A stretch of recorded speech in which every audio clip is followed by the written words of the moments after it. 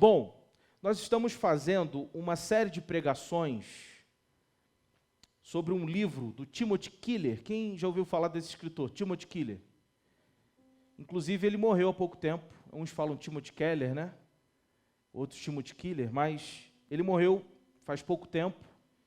E um dos livros que ele escreveu e falou muito eu, quando li esse livro, achei bem interessante, o Tiago também, falou muito ao nosso coração. E a gente está fazendo uma série de pregações com base, além do livro de Jonas, né, da Bíblia, também no que é dito pelo Timothy nesse livro aqui, o Profeta Prodígio. Então, se você depois quiser comprar esse livro, aí você pode comprar esse livro. Fica a indicação desse livro aí. Jean ainda vende livro, Jean? Parou? Então, na Amazon, enfim, não vou dar propaganda do Jeff Bezos aqui, mas Profeta Prodígio. É com base nesse livro que a gente está fazendo essas inspirações, nessas palavras, nessa série de pregações. Amém? Além do livro do profeta Jonas. É esse livro que eu quero te convidar a abrir. Jonas, capítulo 1. Se você puder ir abrindo aí.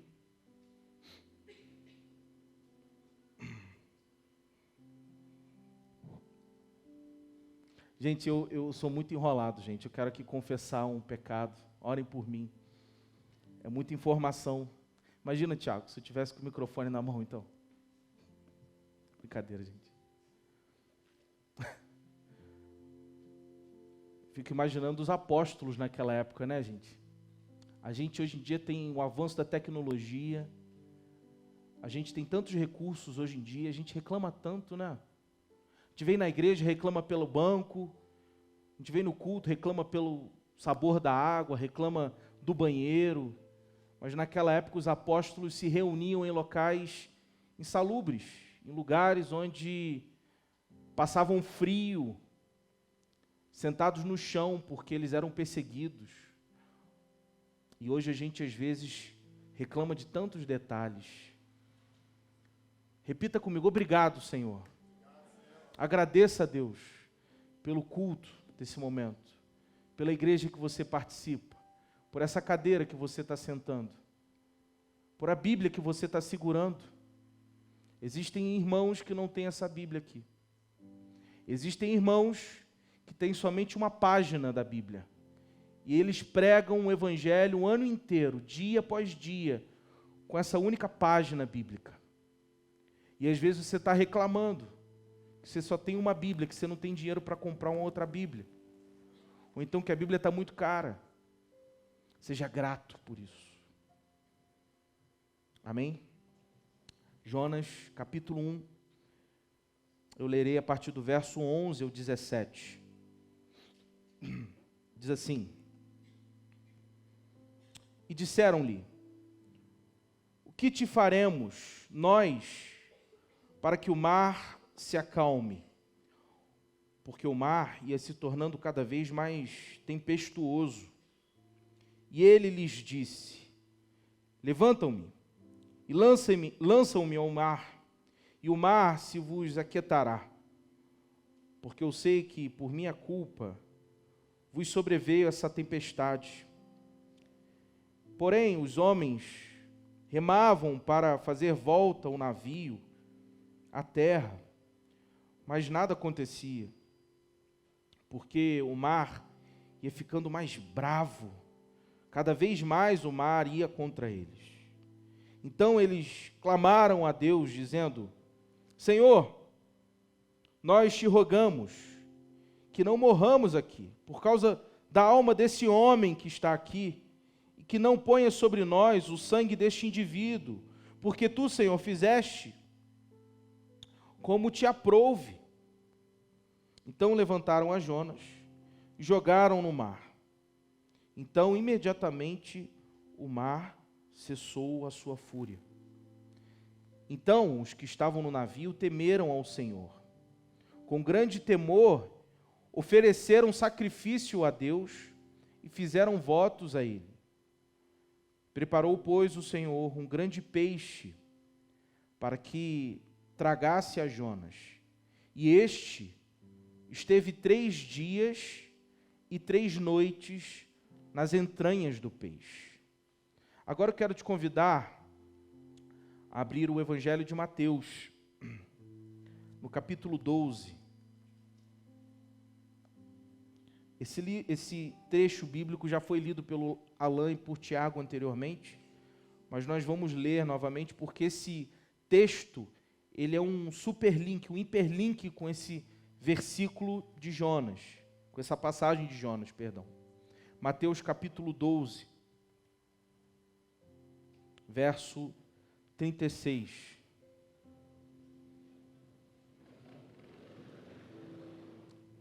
Diz assim, eu vou ler até o 41. Mas eu vos digo que toda palavra ociosa que os homens disserem, hão de dar conta no dia do juízo. Porque por tuas palavras serás justificado, e por tuas palavras serás condenado. Então alguns dos escribas e dos fariseus que estavam ali responderam dizendo, Mestre, quiséramos ver a tua parte algum sinal.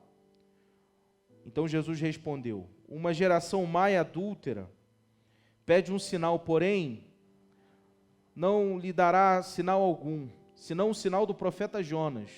Pois como Jonas esteve 3 dias e 3 noites no ventre do peixe, assim estará o Filho do Homem 3 dias e 3 noites no coração da terra. Os ninivitas ressurgirão no dia do juízo, como esta geração, e a condenarão porque se arrependeram com a pregação de Jonas. E eis que está aqui quem é maior do que o profeta Jonas. Jesus fala que é maior do que o profeta Jonas. Bom, o resumo dos 2 textos que a gente leu, acho que todo mundo já conhece. Jesus, ele se assemelha a Jonas. E a gente vai entender o porquê Jesus fala isso na noite de hoje. O escrito de Jonas foi escrito mais ou menos 2.800 anos atrás. Mais ou menos 700 e alguma coisa anos antes de Cristo. Deus chama Jonas, e Jonas, ao ouvir o chamado de Deus a respeito dos ninivitas, ele se nega a obedecer o chamado de Deus. Por quê?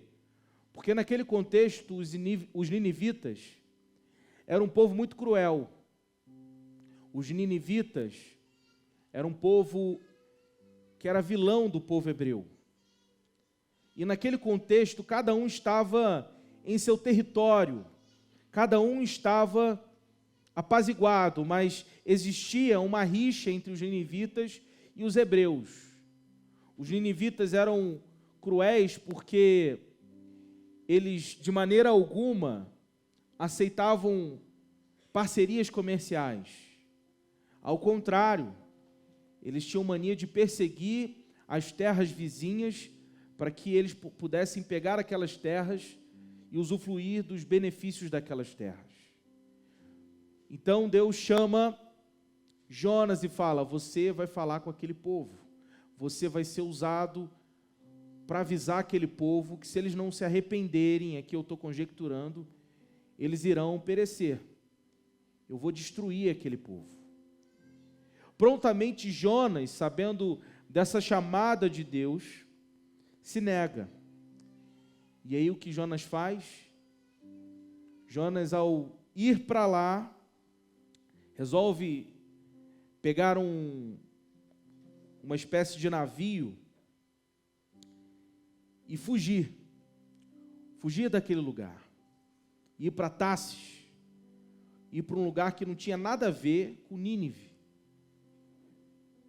E ali naquele ambiente, rumo à Europa, Jonas recebe do Senhor um ultimato através de uma tempestade. E a tempestade assolando aquele local, naquele contexto do navio, faz com que Jonas tenha de reconhecer que ele era o causador daquela tempestade, que ele era o culpado daquilo que está acontecendo, de modo que eles fazem um sorteio e todo mundo vê que aquele cara que estava dormindo no fundo daquele navio era o verdadeiro culpado. Deus usa até as sortes para apontarem que Jonas deveria cumprir o chamado de Deus. Então, Jonas reconhece que ele era o culpado. E ele propõe, como a gente leu, que ele fosse jogado no mar, porque ele tinha certeza de que, se ele morresse, aqueles homens não seriam mortos pela tempestade. Ao contrário, Deus iria aliviar a tempestade, e foi o que aconteceu. Aqueles homens pediram perdão por aquele feito e jogaram Jonas ao mar. E o texto vai continuar dizendo que um grande peixe, e outras traduções vai dizer cachalote ou baleia, mas não se sabe de fato o que foi aquele peixe. O fato é que Deus usou um grande peixe milagrosamente para engolir Jonas. E aí, a partir das próximas pregações dessa série, nós vamos ver o desfecho dessa história. Mas, por enquanto, vamos até aqui. O fato é que Jonas foi engolido pelo peixe. E Jonas estava dentro daquele peixe, a caminho do seu chamado. E aí Jesus diz o seguinte: assim como foi com Jonas, que ficou 3 dias e 3 noites, praticamente morto dentro de um peixe, será com o Filho do Homem. Jesus faz uma analogia ao profeta Jonas, a história do profeta Jonas, para falar a respeito da sua ressurreição, dizendo que ele seria dado como morto durante 3 dias praticamente, e ao 3º dia ele iria voltar para cumprir a sua missão. E é isso que Jesus quer dizer. Minha gente, o tema da mensagem de hoje é o padrão do amor. Repita comigo: o padrão do amor.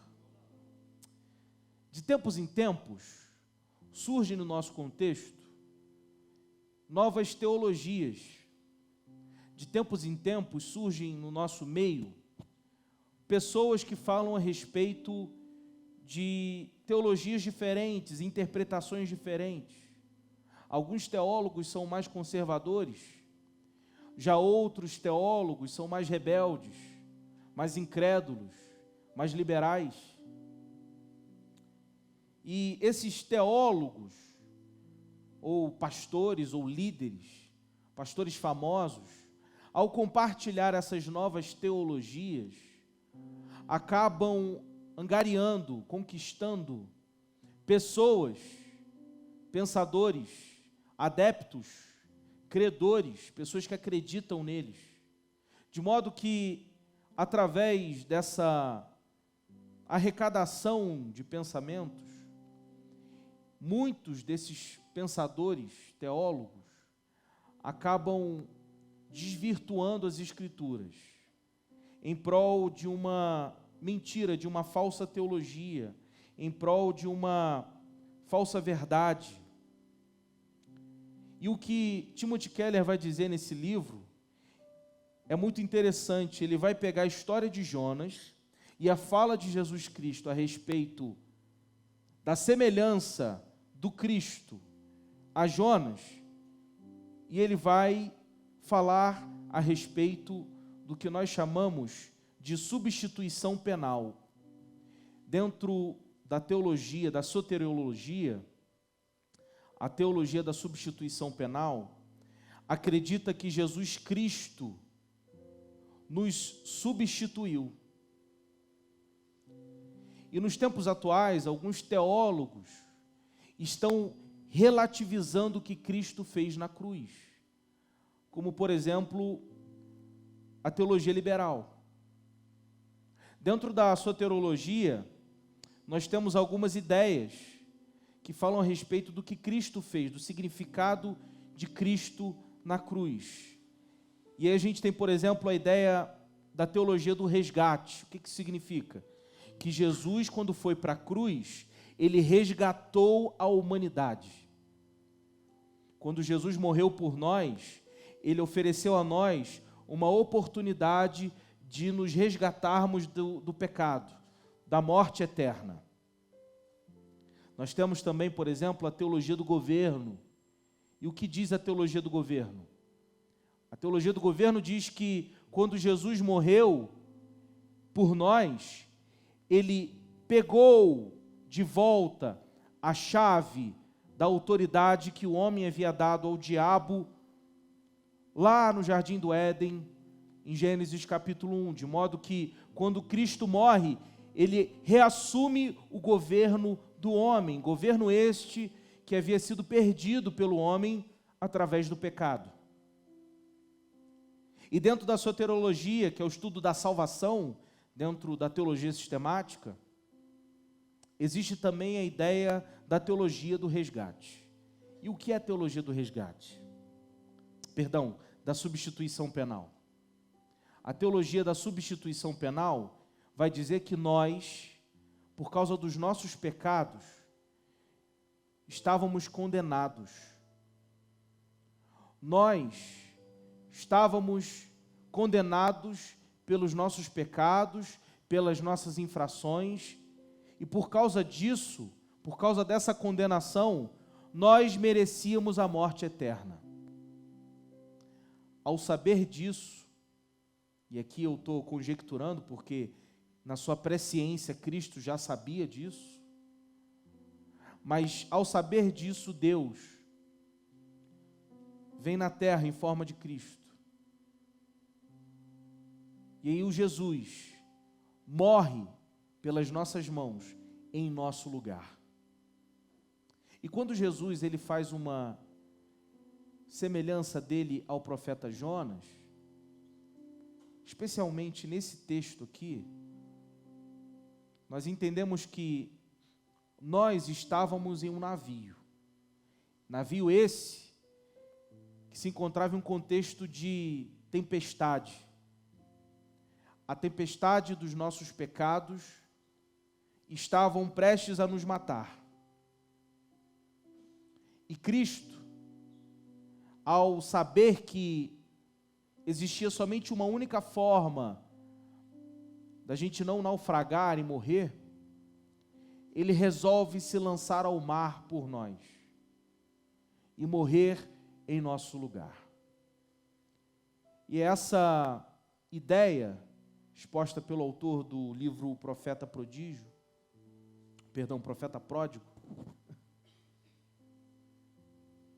faz com que a gente entenda que se eu não aceitei a Cristo, se eu não reconheci que Cristo morreu por mim, eu estou prestes a morrer afogado. Se eu não aceitei a Jesus, se eu não aceitei o que Ele fez por mim, eu estou prestes a morrer. E a morte é eterna. E a mensagem do Evangelho é simples. Jesus morreu para nos dar a vida eterna. É simples. A gente cria uma série de teologias para poder tentar suprir as nossas carências, mas a mensagem do Evangelho é simples. Você está indo para um tempo de dilúvio. Você está indo para um naufrágio. É como se você estivesse em um Titanic espiritual. E Cristo olha para você e fala: existe uma única oportunidade de você viver. É aceitando o que eu fiz por você. E quando nós entendemos o que Ele fez por nós, somos lançados em uma balsa e recebemos a oportunidade de ter uma chance de vida eterna. Quantos aqui estão entendendo? E o problema é que essa geração quer relativizar isso. Essa geração quer relativizar o que Cristo fez por nós. E quando Jesus ele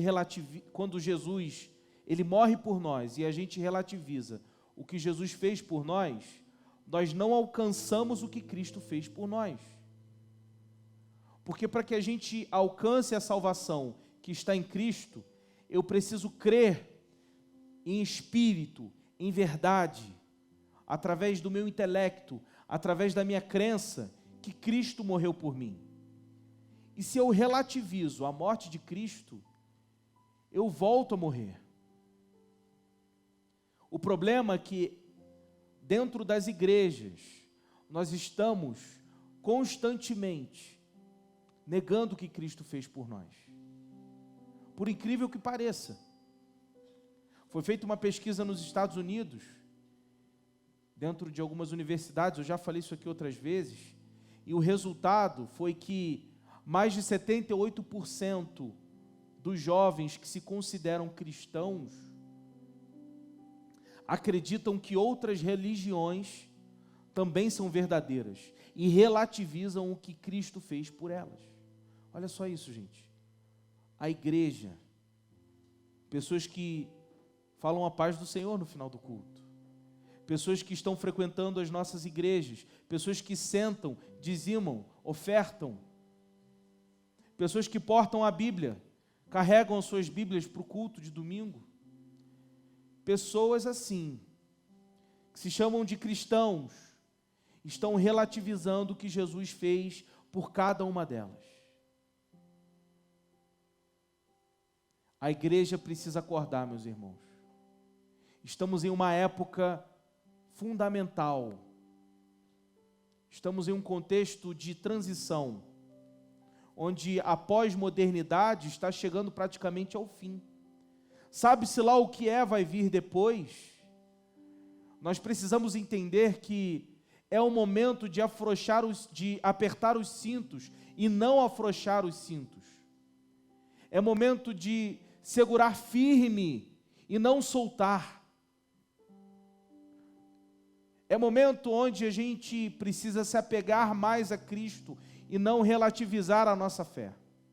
Porque é um momento crucial, historicamente falando, é um momento onde as bolhas estão sendo removidas. Qualquer um ganha notoriedade com a internet. Então, qualquer mentira a respeito da Bíblia, do Evangelho, pode ser compartilhada com maior facilidade. Logo, é muito fácil a gente se perder em meio a mentiras. É muito fácil a gente entrar em um contexto de relativismo e a gente acabar se perdendo no meio desse relativismo do nosso atual século. É muito fácil a gente, de povo hebreu, virar ninivita. É muito fácil a gente, de povo crente, se tornar pagão, por causa da falsa doutrina que é compartilhada nas igrejas hoje. Existe um pensador chamado Friedrich Nietzsche, e tem um livro dele chamado Gaia Ciência.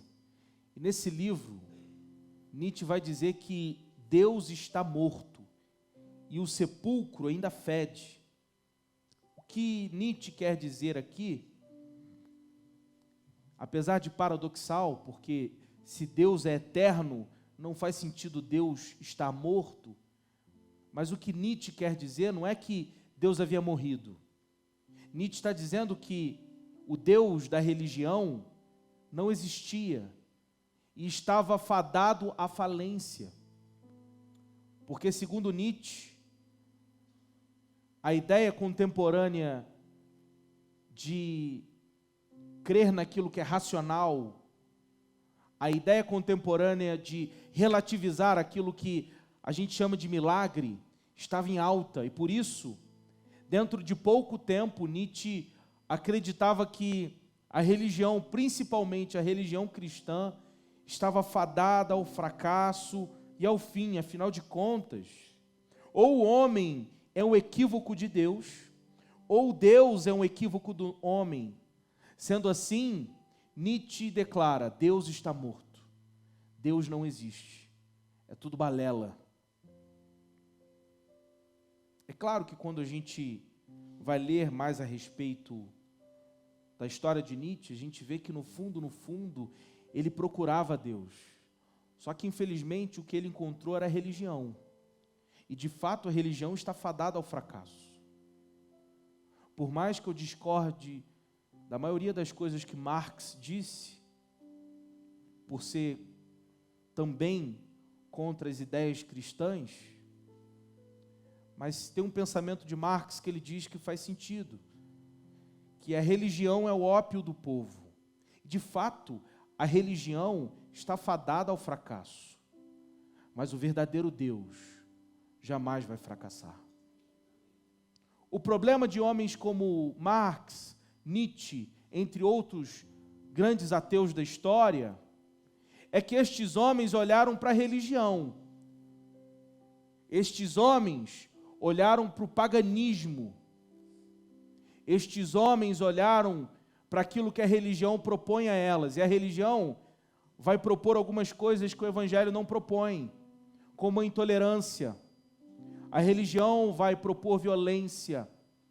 A religião vai propor uma falsa verdade a ponto das pessoas ficarem cegas. Mas o que o Evangelho propõe é simples.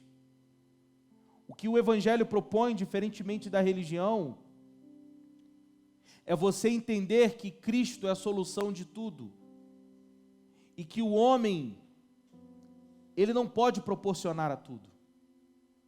E o que a religião propõe é o seguinte: o homem pode proporcionar todas as coisas, desde que ele dê todas essas coisas para alguma divindade. E é com base nessa ideia que os ninivitas viviam. Eles, por serem totalmente crentes de outros deuses, acreditavam que o fruto do seu trabalho fazia como moeda de troca quem eles eram.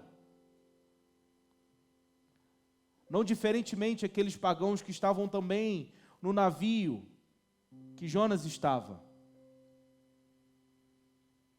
Mas quando eles entendem que Deus tinha uma missão para a humanidade e que Deus era capaz de fazer com que um homem fosse o responsável por isso, para levar uma palavra de amor, de arrependimento e de solução para aquelas pessoas, prontamente aqueles homens se convertem a Deus. É o que o texto que a gente leu diz. E a mesma coisa acontece com o povo ninivita. E o que Deus propõe a gente é o seguinte: converta os seus corações, porque Deus levantou um homem chamado Jesus Cristo para alcançar a humanidade. E através desse homem nós recebemos a oportunidade de salvação. Essa é a substituição penal. Deveríamos ser penalizados, deveríamos ser julgados pela lei, mas Cristo morreu e foi julgado em nosso lugar. Cristo se lançou ao mar para que a tempestade que sobrevinha em nossas vidas não pudesse matar a gente. E aí, os filósofos contemporâneos, por não encontrarem a Deus na religião, acham que Deus morreu. E, consequentemente, quando Deus morre para essas pessoas, o amor morre junto. Afinal de contas, Deus é o quê? É amor. E aí faz sentido a gente entender que Deus tem um padrão de amor. E através da história de Jonas, ele explicita para a gente um padrão de amor. E essa geração atual se encontra sem amor porque ela não está com Deus. Porque ela ainda não encontrou a Deus. Isso se cumpre o que Jesus diz em Mateus 24. Versículo 12 de Mateus 24, Jesus fala que no final dos dias, o amor de muitos se esfriaria, porque as pessoas não terão mais, ou não estão tendo conhecimento de Deus. Se Deus é amor, e o amor dessas pessoas estão se esfriando, logo a gente entende que essas pessoas estão distantes de Deus. Quando a gente fala de amor, dentro do meio eclesiástico, a gente menciona muito os 4 tipos de amor, né? Que é aquele amor do grego. Mas, na verdade, são 7 tipos de amor. A gente fala muito do amor eros, que é o amor romântico. Através dessa palavra vem o nome erótico, por exemplo. O amor eros era quando um homem e uma mulher esboçavam um para o outro o amor que eles tinham. O amor eros era quando alguém se apaixonava por alguém. E aquelas pessoas compartilhavam o amor um com o outro. Existia, por exemplo, também o amor filia, que é o amor de amizade. A partir daí vem a palavra filiação. Tem, por exemplo, também o amor ludus, que é o amor da paixão passageira. É o amor apaixonado. É o amor que vem e vai rápido.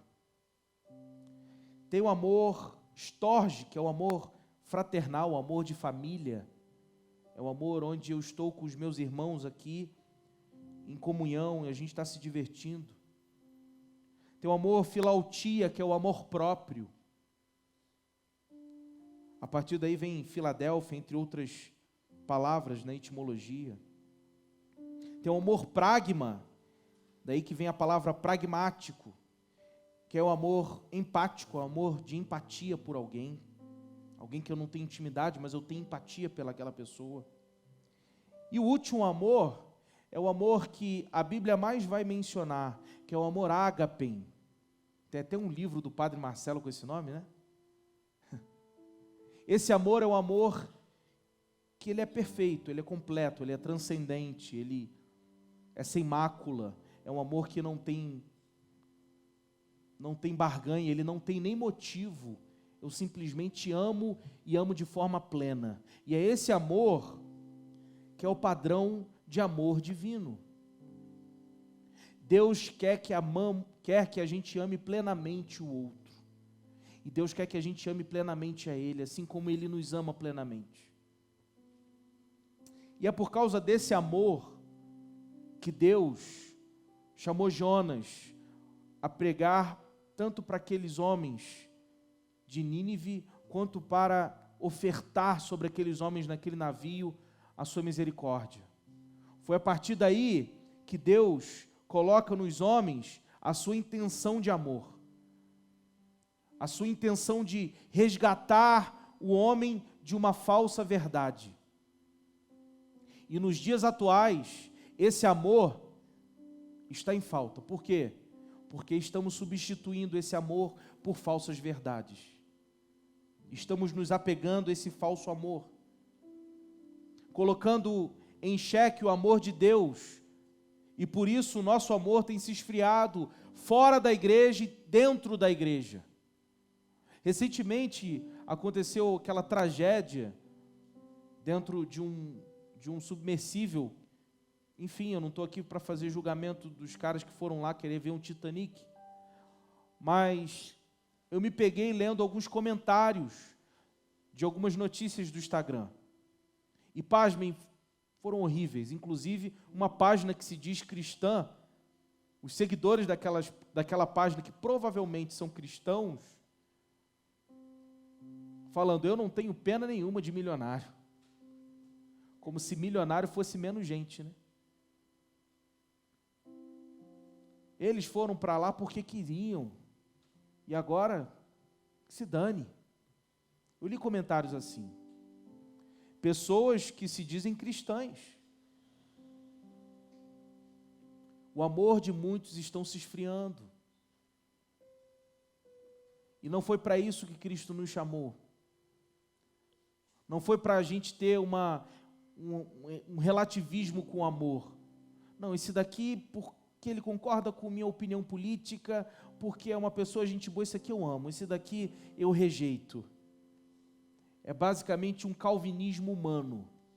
eu seleciono aqueles que eu quero amar e eu seleciono aqueles que eu não quero amar. Por isso que eu não creio no calvinismo, respeitando aqui os calvinistas. A Bíblia diz que Deus não faz acepção de pessoas. Se Deus fala para a gente não fazer acepção de amor em pessoas, Deus não pode prometer a gente fazer aquilo que Ele não faz também. Então Ele nos chama a amarmos a todos, independente. E é por causa da falta desse amor que as pessoas estão padecendo hoje em dia. O padrão de amor que Cristo levou para a cruz está sendo jogado no lixo pelos crentes. E a gente prefere muitas vezes, em nome de uma teologia até bíblica, a gente prefere enfeitar essa teologia bíblica com um discurso de ódio, para que essa teologia bíblica seja potencializada, e a gente faz com aquele que não tem compromisso com o Senhor, engola essa teologia a goela abaixo, a ponto deles olharem para a gente e terem nojo de quem nós somos. Cristo morreu por nós, para que a gente anuncie a morte dele. E nós temos a escolha. E por causa disso, nós temos uma oportunidade de receber o amor dele. Quantos aqui essa noite querem receber o amor dele? Agora, quantos aqui essa noite querem compartilhar do amor dele? É muito fácil a gente querer receber o amor de Deus. É muito fácil eu falar, ai Deus, o Senhor me ama. Mas é difícil a gente compartilhar o amor dele. Jonas, ele havia recebido o amor de Deus, ele era um profeta. Inclusive Jeremias, se eu não me engano, vai dizer que ele profetizou algo depois, que depois Deus não foi bem aquilo, mas ele era um profeta de Deus. Ele estava muito bem com o seu diploma de teologia lá, estou aqui conjecturando para a gente entender, ou com o seu cargo dentro da igreja. Jonas estava muito bem, frequentando o culto todos os domingos, sentando na cadeira. Jonas estava muito bem sendo um profeta de Deus, falando a paz do Senhor para os irmãos que estão com ele o dia inteiro. Jonas estava muito bem recebendo o amor de Deus, domingo a domingo, culto após culto. E aqui eu estou conjecturando, mas acho que vocês estão entendendo. Até o dia que Deus fala assim, Jonas, você vai lá compartilhar do meu amor para o outro. Você vai compartilhar do meu amor para aquele que comete perversidade. Você vai compartilhar do meu amor para aquele que não me aceitou ainda. E aí o que Jonas fez? Aquele povo que perseguiu a gente, aquele povo imundo, descrente, que crê um monte de deuses, que faz um monte de baboseira em nome da fé deles, jamais, eu vou fugir. Muitos de nós estamos fugindo. Imagina se Cristo fizesse a mesma coisa, eu morrer por esse povo ingrato, eu morrer por esses 12, que daqui a pouco vão me negar e vão fugir, depois que eu for entregue aos soldados. Imagina se Cristo negasse. Imagina se Cristo fugisse do chamado dele. Acontece que assim como Cristo, assim como Jonas, nós temos um chamado de Deus a compartilhar do padrão de amor divino para as pessoas.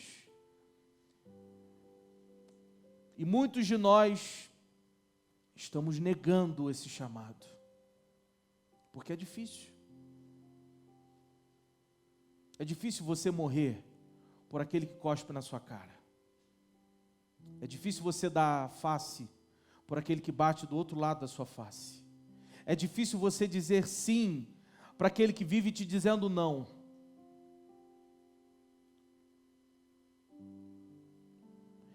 Eu nunca vou esquecer o dia em que Deus me surpreendeu dentro de uma igreja. Os mais íntimos vão saber de quem eu estou falando, mas na época da escola, eu sofria muito bullying. Pela minha deficiência, porque eu tenho uma mão mais bonita do que a outra, por eu ser um pouquinho gordinho, é comum um bullying hoje em dia, infelizmente. Por mais politicamente incorreto que eu seja, a gente sabe diferenciar o que é uma brincadeira de um bullying. O que eu sofri era bullying mesmo. E tinha uma galerinha lá que fazia bullying comigo por um determinado tempo da minha vida. E eu já tive vários traumas na época, né? Várias experiências ruins. Eu acho que aqui muitos de vocês já sofreram bullying também, sabe do que eu estou dizendo? E eu lembro uma vez que eu tinha aceitado Jesus em uma reunião de casa, e o meu tio me chama para ir no culto daquele domingo, em uma outra igreja. E é até o dia que eu vou naquele culto. E aí, quando eu vou à frente, depois do apelo do pastor na época, eu olho do meu lado,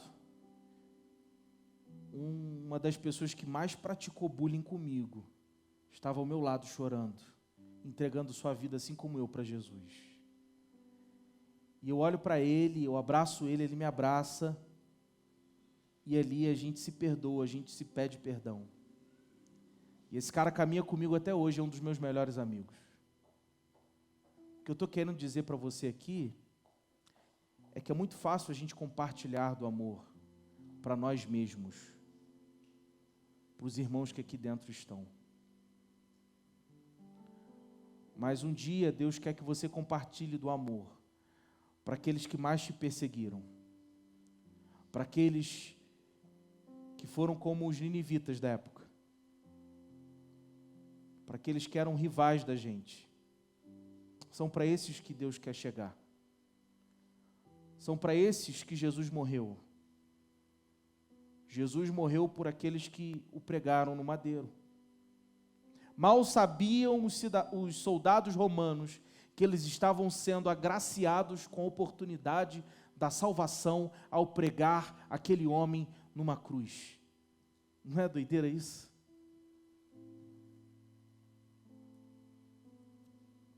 E é a partir desse padrão de amor que Deus nos chama a gente amar também.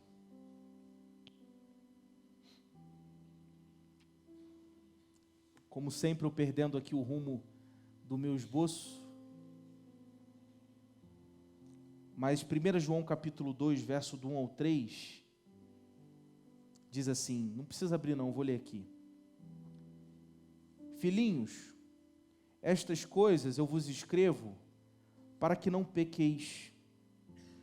E se alguém, porém, pecar, temos um advogado para com o Pai, que é Jesus Cristo, o justo. Ele é a propiciação pelos nossos pecados, e não somente pelos nossos, mas também pelos de todo o mundo. E nisto sabemos que o conhecemos, se o guardamos, ou se guardarmos os seus mandamentos. Cristo morreu pelos nossos pecados, e assim como diz Isaías, todavia o Senhor agradou em moê-lo, fazendo enfermar, quando a sua alma foi expiação pelo nosso pecado. Isaías 53 diz isso. Isaías diz que Deus se agradou em moer o Cristo. Era uma profecia que ia se cumprir em Jesus. Deus se agradou em moer Jesus Cristo. Deus se agradou em jogar Jesus no meio do mar, para que aquele povo do barco, no meio daquela tempestade, pudesse ser salvo. Deus se agradou em colocar Jonas em uma situação de risco no meio do oceano, onde um grande peixe o engoliu, para depois vomitá-lo à beira da praia, para alcançar aquelas pessoas. Deus se agradou disso. Ou seja, Deus assumiu um BO por nós, para que hoje a gente pudesse ser salvo. Deus assumiu o nosso BO. Deus assumiu a nossa injustiça. Deus assumiu os nossos pecados para que hoje você pudesse receber a oportunidade e segunda chance. E todas as vezes que você peca, você coloca em xeque o que Cristo fez por você. Você desvaloriza o que Cristo fez por você. Quem tem coragem de pegar uma nota de R$50 e rasgar aqui, amassar e jogar fora? Quem tem, gente? Ninguém é louco. E todas as vezes que você peca, tendo consciência disso, você rasga o que Cristo fez por você. Você coloca em xeque a morte de Jesus. Você desvalida o que Jesus fez pela sua vida. Quero te convidar a ficar de pé.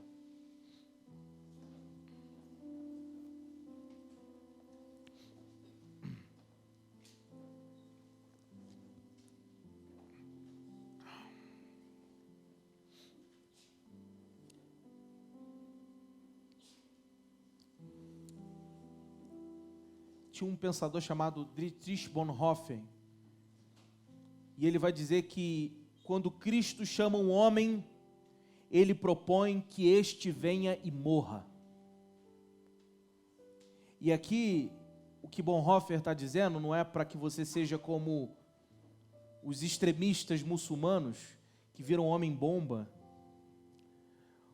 O que Bonhoeffer está dizendo aqui não é como os líderes de seitas que se reúnem em lugares e projetam um suicídio coletivo. Não, ele não está querendo dizer isso.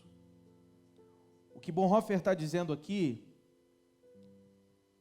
é a mesma coisa o que o salmista vai dizer em Salmo 51, que é que Deus se agrada, a oferta que Deus se agrada é a oferta que é dada através de um espírito que se arrepende diante de Deus. É a oferta que é dada diante do Senhor através do espírito contrito. Deus, eu sou um pecador miserável, me perdoa. Essa é a oferta que Deus se agrada. É quando você morre para quem você é. É quando você morre para a sua carnalidade. É quando você morre para as suas inclinações. É quando você morre para os seus desejos.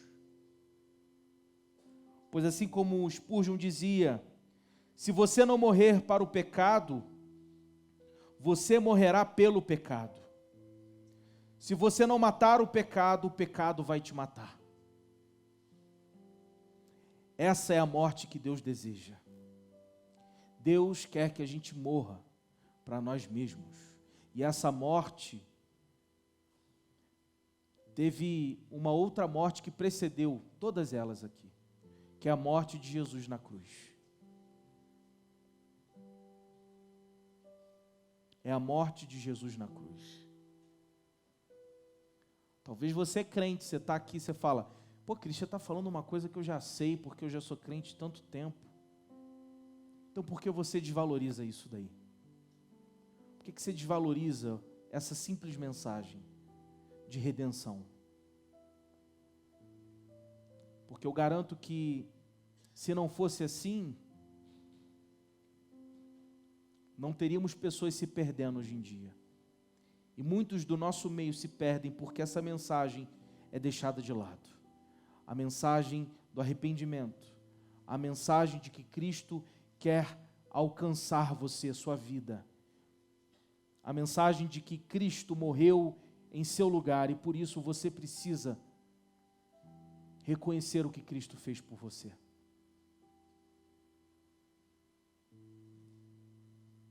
Pai,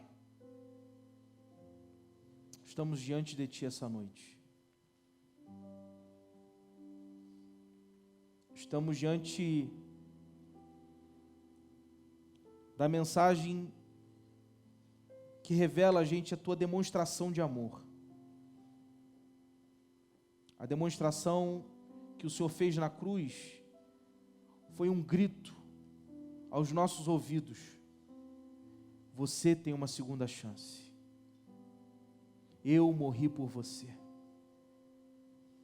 E nós estamos aqui reconhecendo isso. O Evangelho não é um apelo, pois a gente não precisa apelar para pregar o Evangelho. O Evangelho, na verdade, é uma consciência. E eu quero te convidar, você que tem consciência do que Cristo fez por você, a começar a pedir perdão a Deus aí do seu lugar mesmo. Não precisa vir aqui à frente não, isso é só um pedaço de madeira aqui, ó. Jesus não está aqui não, Jesus está aí. Eu quero te convidar a se arrepender aí do seu lugar, a você pedir perdão do que você tem feito, a você pedir perdão de quem você é, a você pedir perdão das coisas que você constantemente faz, que não obedecem ao que Deus te chamou para ser, a você pedir perdão, se você quiser ficar de joelhos, fique à vontade, a você pedir perdão das vezes que você negou Cristo, das vezes que você negou o teu chamado, das vezes que você negou a voz do Eterno falando ao teu ouvido. Se arrependa essa noite, pois foi essa mensagem que Jonas pregou quando ele chegou em Nínive depois. E é essa mensagem que Deus quer falar aos nossos corações. Arrependei-vos, pois eu amo vocês, e não tem como viver esse padrão de amor sem o arrependimento. Eu me arrependo porque eu fui alcançado pelo amor de Deus. E esse amor me constrangiu de tal forma que eu me arrependo de quem eu sou. Deus, nos perdoa, Senhor. Perdoa, Senhor. Nós somos miseráveis. Nós somos pecadores miseráveis. Nós somos homens corruptos, maus. Homens que negam e negamos constantemente a Tua palavra, o Teu chamado, os Teus mandamentos, os Seus dons. Nos perdoa, Senhor, porque temos negado isso de Ti. Perdoa os nossos pecados, Jesus. Coloque em nós a Tua salvação. Embute em nossas almas a Tua cruz. Pois sabemos que a nossa vida só vai fazer sentido quando encontrarmos com o significado da cruz. Queremos encontrar esse significado, Senhor. Coloque em nós esse sentido de vida. Coloque em nós, Senhor, significado em nossas vidas. Coloque em nós, Senhor, a Tua personalidade. Coloque em nós, Senhor, o Teu propósito de vida existencial. Coloque em nós o Teu caráter. Coloque em nós a Tua graça, pois estávamos desgraçados, sem a Tua graça, desprovidos da Tua graça, e hoje queremos ser agraciados com o Senhor, queremos ser agraciados com Tua verdade, queremos ser agraciados com quem o Senhor é. Coloca em nossos corações, Pai, em nome de Jesus.